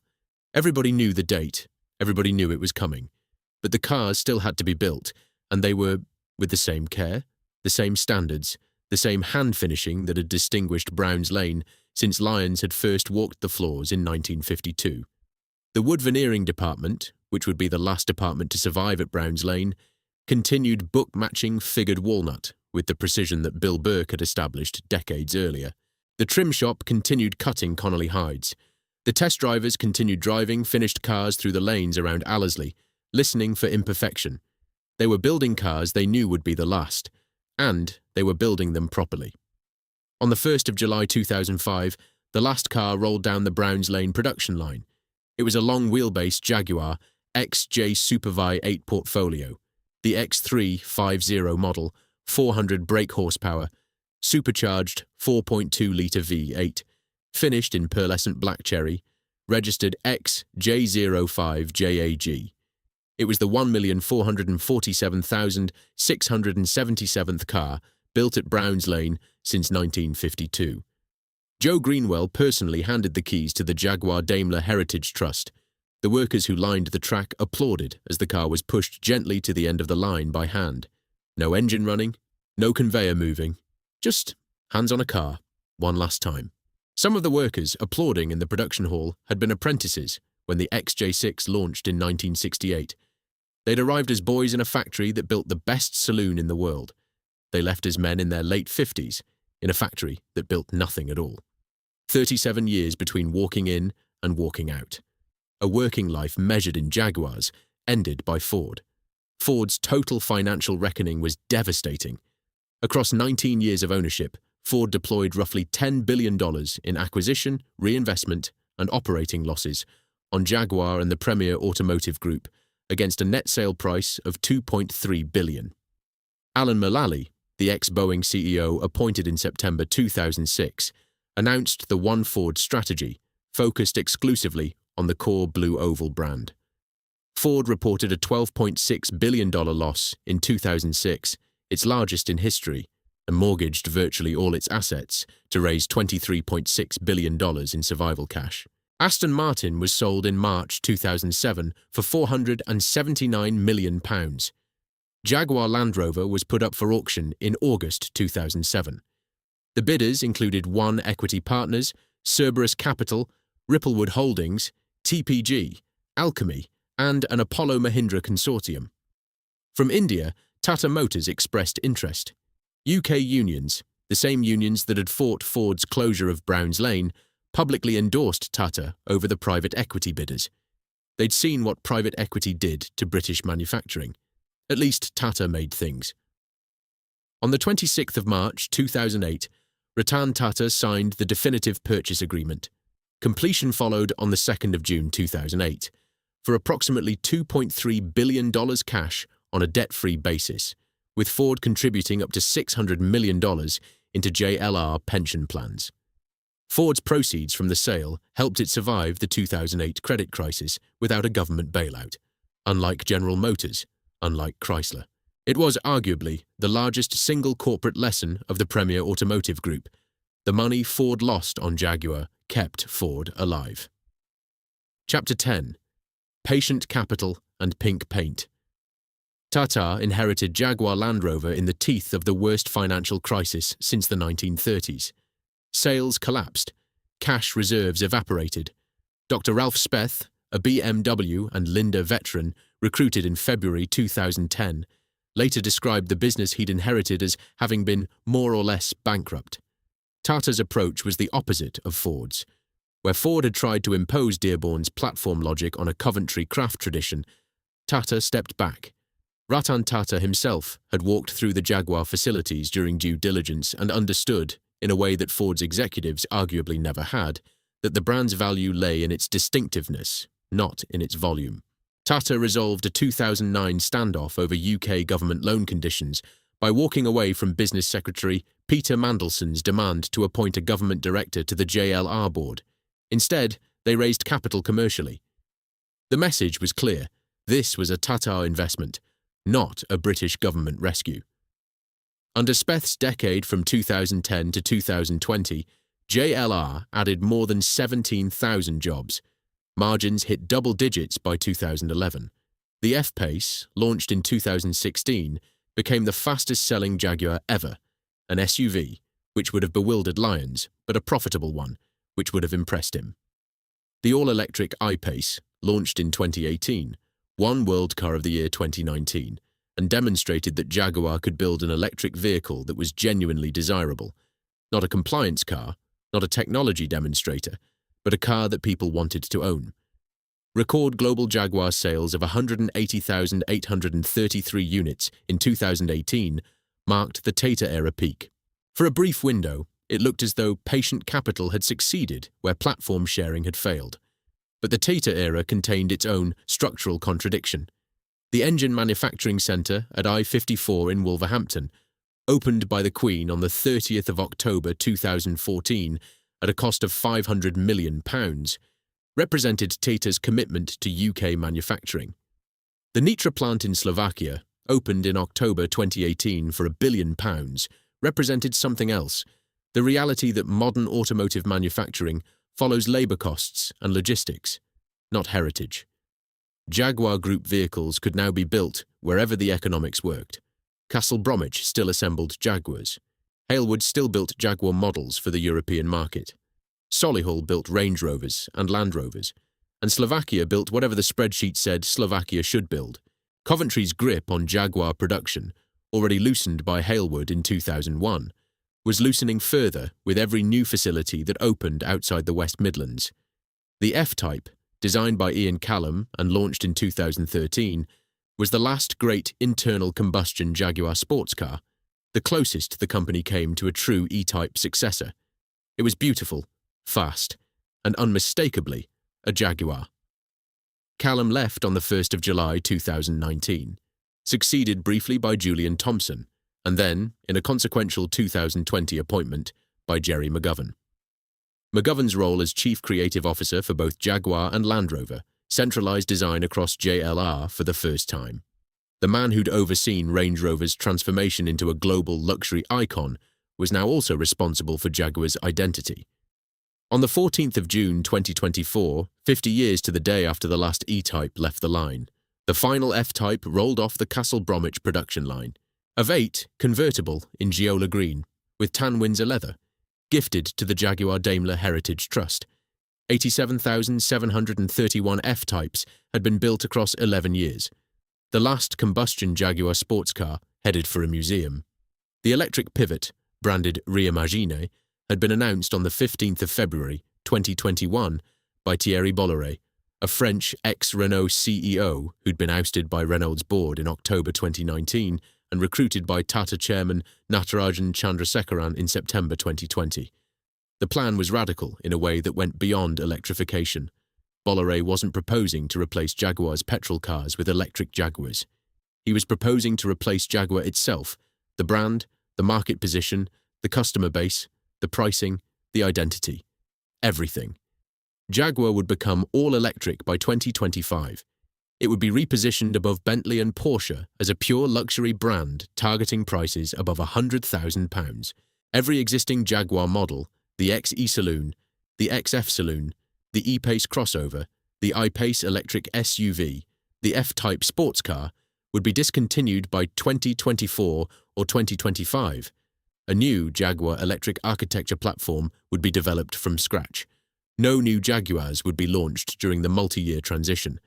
The brand would go dark, the showrooms would empty, the production lines would stop, and then, at some point in 2025 or 2026, a completely new Jaguar would emerge. A car that shared nothing with any previous Jaguar except the name on its bonnet. It was the most audacious gamble in British automotive history. A company that had spent 100 years building its identity around craftsmanship, engineering, and Le Mans victories was betting everything on the proposition that its name alone, stripped of every product, every factory, every association, was valuable enough to relaunch at twice the price to an entirely different customer. Bolloré described it with the kind of corporate language that always sounds more convincing in a boardroom than in a factory. As a human-centered company, we can and will move much faster, and with clear purpose of not just reimagining modern luxury, but defining it. Then, on the 16th of November 2022, Bolloré resigned, for personal reasons. He'd lasted 2 years. The man who'd proposed the most radical transformation in Jaguar's history left before it was implemented. Adrian Mardell, a 32-year JLR veteran, previously Chief Financial Officer, took over as interim CEO and was confirmed permanently in July 2023. He continued Reimagine without alteration. The plan survived its architect. The inertia was institutional now. What followed on Tuesday the 19th of November 2024 was the moment that turned industrial tragedy into something closer to farce. Jaguar published a 30-second video titled "Copy Nothing," a phrase borrowed from Sir William Lyons, who'd used it to describe the E-Type's originality across all its social media channels. Before posting, Jaguar deleted every prior social media archive, every photograph of an E-Type, every image of a Mark II, every clip of a D-Type at Le Mans. Gone. The video showed androgynous high-fashion models in bright couture, in a lift on a children's soft playset against color blocks.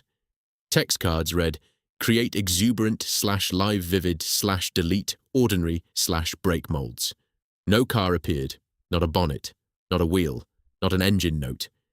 The creative was produced by Accenture Song, a consultancy, not a car company. Alongside the video, Jaguar unveiled a new geometric JR monogram with the iconic Leaper, the leaping cat that had adorned every Jaguar since the 1930s, demoted to a laser-etched brass ingot concealing rear cameras. A new wordmark rendered Jaguar with mixed case capitalization. A new pastel color palette headlined by Miami Pink and London Blue. On the 2nd of December 2024, at Miami Art Week, alongside Art Basel Miami Beach, Jaguar revealed the Type 00 concept car, a two-door coupe with 23-inch wheels, butterfly doors, a 3.2-meter brass central spine running the length of the car, travertine and alabaster interior trim, Danish kvadrat textiles, and no steering wheel visible in any press photograph. It was presented in Miami Pink and London Blue variants. Jerry McGovern described the design philosophy as exuberant modernism. Elon Musk replied to Jaguar's post on X on the 19th of November with 2 words, "Do you sell cars?" The post drew approximately 357,000 likes and 7 million views.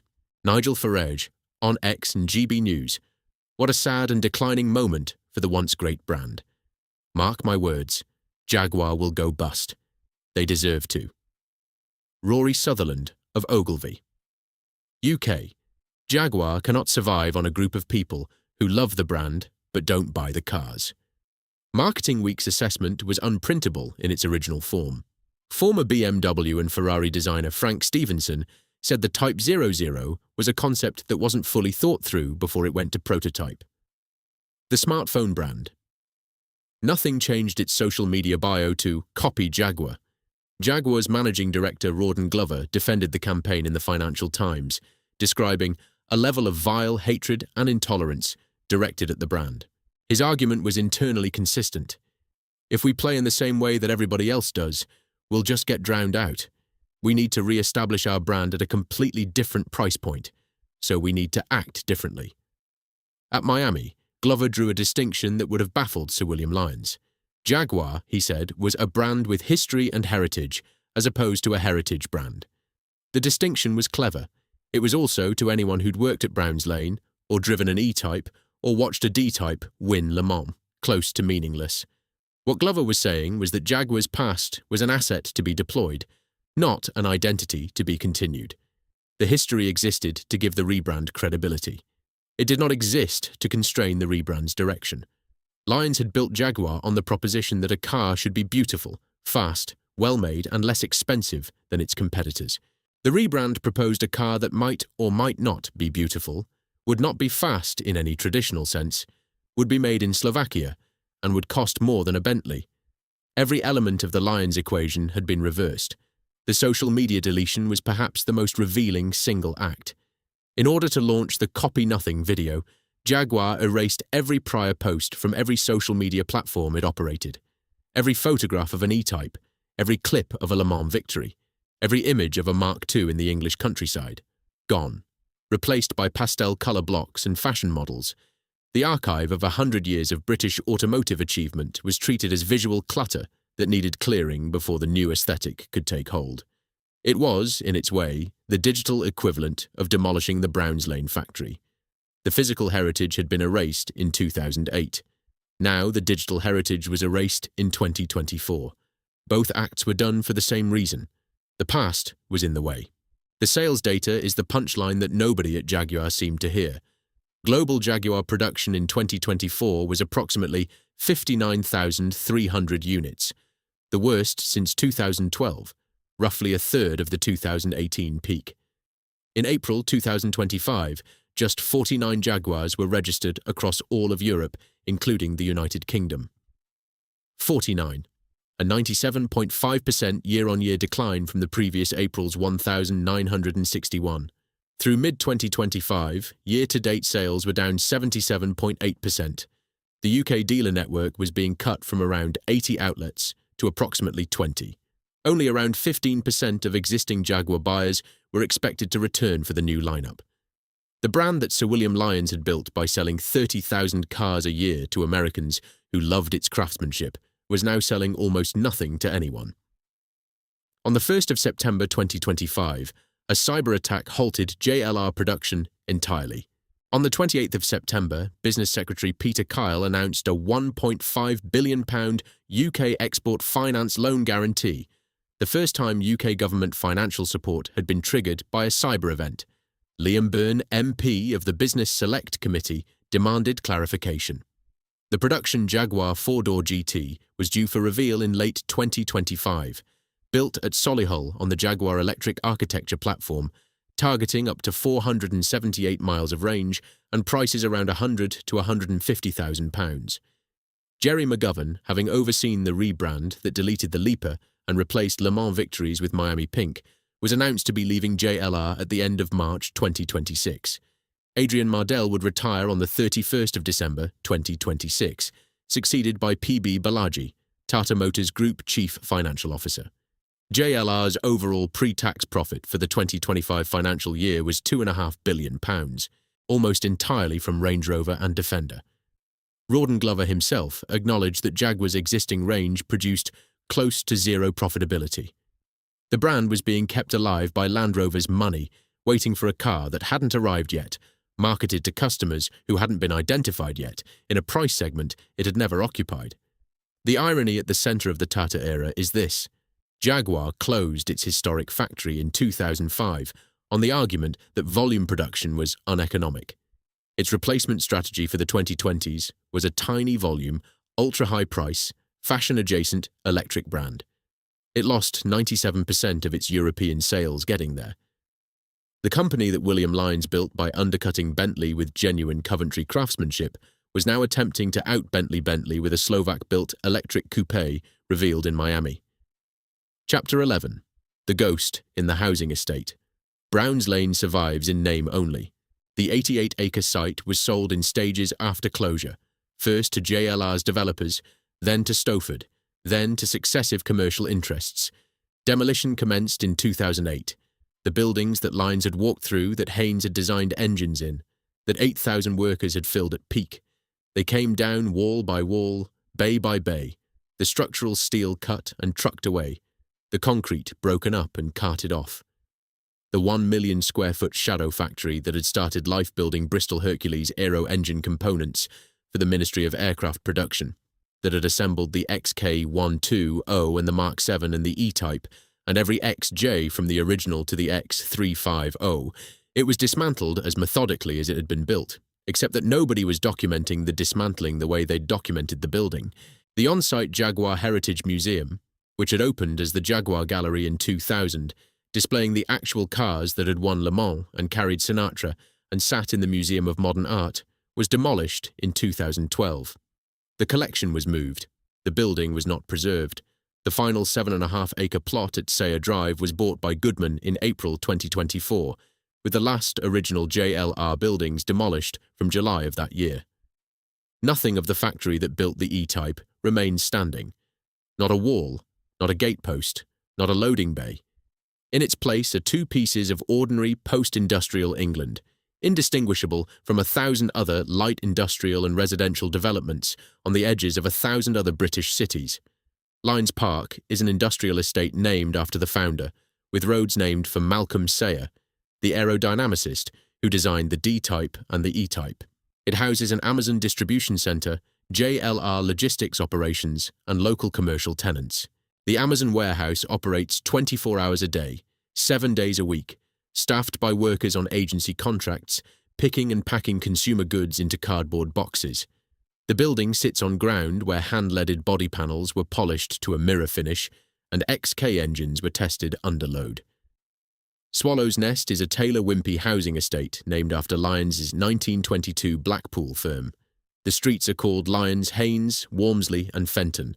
The founders, the chief engineer, the co-founder, the early manager.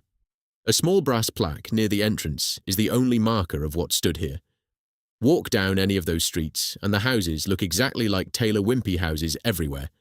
Brick, tile, small front gardens, parking spaces for 2 cars. No original factory building is visible from any public road. A visitor who didn't know the history would have no reason to suspect that anything of consequence had ever happened on this ground.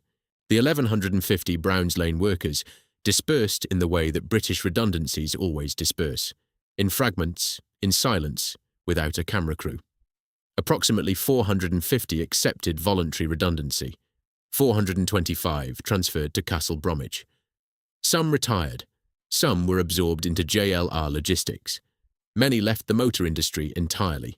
A TGWU representative told the European Foundation for the Improvement of Living and Working Conditions.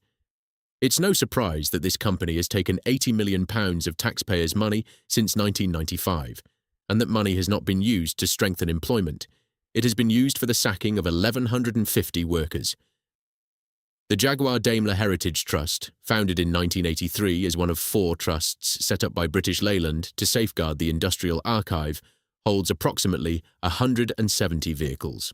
Following Browns Lane's closure, the collection consolidated at the British Motor Museum at Gaydon, Warwickshire, a former RAF airfield, where a £4 million collections centre, part funded by a heritage lottery grant of £1.424 million, houses the reserve cars. 17 vehicles are on permanent loan to the Jaguar Gallery at the Coventry Transport Museum. The last Browns Lane car, XJ05 JAG, the Black Cherry Super V8 Portfolio, is among the Heritage Trust's most significant exhibits. A car built by workers who knew it was the last, finished in a colour that nobody would have chosen for a production run, registered with a number plate that spelled out exactly what it was. It sits in a museum now, behind a rope, in a building where no one can hear an XK engine. Coventry's broader deindustrialisation compounded the loss until the pattern became a landscape. A geography of absence, visible in the housing estates and distribution centres that now stand where the factories stood. Massey Ferguson's Banner Lane factory produced its final tractor, serial number 3,307,996, on Christmas Eve, 2002. Approximately 1,000 jobs were lost. The site is now the Bannerbrook Park housing estate, 1,000 homes where the tractor line used to run. The Massey Ferguson tower block, once visible from the ring road, a landmark for every Coventry driver, was demolished on the 8th of July 2012. The tower came down in controlled explosions, watched by former workers who'd spent their careers looking up at it from the factory floor. Peugeot's Ryton factory, originally Roots, from 1946, closed on the 12th of December 2006 with the loss of 2,300 jobs, ending 110 years of volume car production in Coventry. The last car off the Ryton line was a Peugeot 206, a French car built in an English factory that was about to become a logistics park. Production moved to Trnava, Slovakia, the same country where Tata would later build its Nitra plant. Coventry South MP Jim Cunningham publicly accused Peugeot of chasing low wages. He wasn't wrong, but being right didn't save the jobs. Daimler's Radford site, which had hosted Britain's first commercial car maker from 1896, 30 years before Lyons was born, was demolished after Ford consolidated engine production at Bridgend in 1997.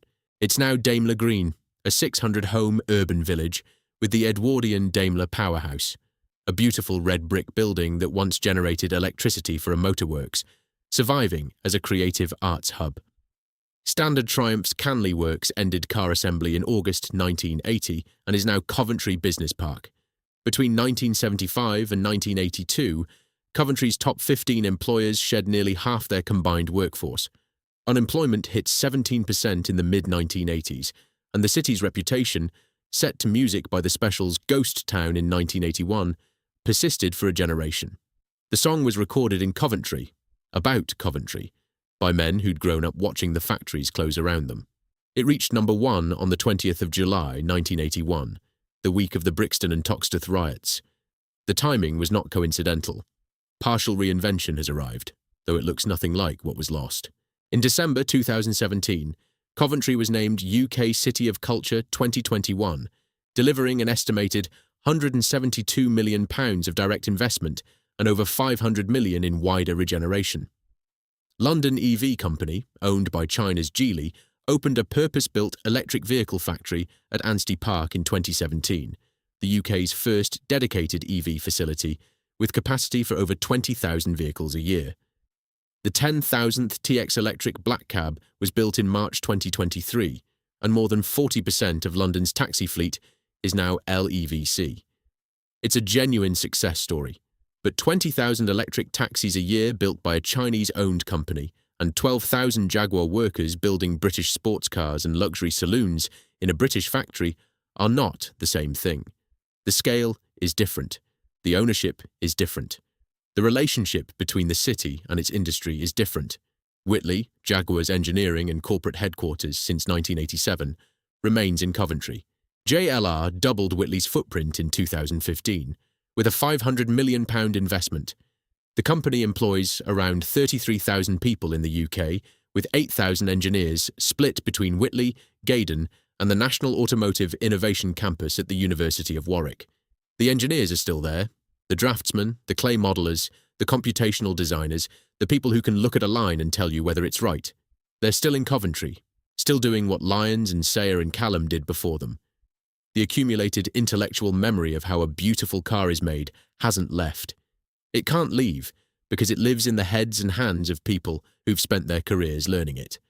What's gone is the works floor, the trim shop, the sawmill, the engine test beds, the hand-leading stations, the Connolly hides being graded and cut, the road test drivers listening for rattles through the lanes of Allesley, the physical act of making, of turning leather and wood and steel and rubber into something that moved. Coventry retains Jaguar's brain. What it lost was Jaguar's body. Parliamentary memory of what happened sits with 3 Labour MPs whose constituencies lived through it. Geoffrey Robinson, the Coventry North West MP from 1976, who'd been Jaguar's own managing director from 1973 to 1975, campaigned specifically for the Browns Lane woodshop to be preserved. Jim Cunningham, Coventry South from 1992 to 2019, led the political opposition to Peugeot's Ryton closure in 2006. Bob Ainsworth, Coventry North East from 1992 to 2015 and Defence Secretary from 2009 to 2010, represented the wider industrial ring through the Browns Lane, Banner Lane and Ryton closures. Hansard from September to December 2004 records their repeated interventions on Ford's Jaguar decisions. Questions, debates, early day motions, select committee hearings. The parliamentary record preserves what the housing estate has buried. Chapter 12. The Corner of Lyons and Haynes. The Jaguar story isn't a simple tragedy of asset stripping, and it isn't a morality tale about privatisation, because every phase had its rescuer, and every rescuer at some level meant well. Donald Stokes thought scale would save British manufacturing. Michael Edwards thought confrontation would. John Egan thought quality would. Ford thought platform sharing would. Tata thought patient capital would. Thierry Bolloré thought luxury reinvention would. Each of them was partly right, and each of them misread what Jaguar actually was, which was not a brand and not a company, but a specific place with specific people doing specific things with their hands. Sir William Lyons' insight was simple and devastating. You could get Bentley beauty by putting skilled Coventry craftsmen on state-built aircraft factory tooling and telling them to care. His successors kept trying to get the beauty without the craftsman, the place, or the tooling. British Leyland broke the quality. Ford broke the exclusivity. Tata broke the Coventry connection. 3 rescues, 3 promises broken. Each one made with the best of intentions by people who thought they were saving the company, and each one removing something that couldn't be replaced. The story runs through 4 prime ministers and 5 British governments. It implicates Harold Wilson's industrial policy, Margaret Thatcher's privatisation programme, Tony Blair's open market economy, and Keir Starmer's business secretary. It was raised in Parliament repeatedly between 2004 and 2025. It cost Ford roughly $10 billion and precipitated a £1.5 billion UK government loan guarantee. It is not a small story. It is not a Nash story. It is one of the central narratives of British post-industrial life, because Jaguar's fate is Coventry's fate, and Coventry's fate is Britain's story in miniature. Whether the Miami Pink 4-door GT of 2026 is the last Jaguar or the first of a new century depends on something no documentary can yet answer. Whether a brand can survive the erasure of its place. The answer will arrive in 478 miles of electric range and roughly £150,000 at a time over the next 5 years. If it works, Jaguar will have pulled off the most improbable reinvention in British industrial history. If it doesn't, the name will join Riley and Wolseley and Vanden Plas and all the other markers that became labels on someone else's product until the label itself wore off. But for now, at the corner of Lyons and Haynes in Allersley, Coventry, somebody is unloading an Amazon delivery from a Ford Transit. Families park modern cars on the roads, named for the men who built the E-Type. The brass plaque is so small you walk past it. The Amazon distribution centre is visible across the road, on the ground where the assembly lines used to run. There is no sound of a rivet gun, no smell of Connolly hide, no XK engine turning over on a testbed. The trim shop is gone. The sawmill is gone. The clay modelling bay where Lyons stood and said, "Up a quarter inch there, take an inch off that wing," until the line was perfect. That's gone too. The Firewatch roof where Hassan and Bailey designed the XK engine during the Blitz is buried under a housing estate. It's very quiet on the corner of Lyons and Haynes. That silence is the real subject of this film.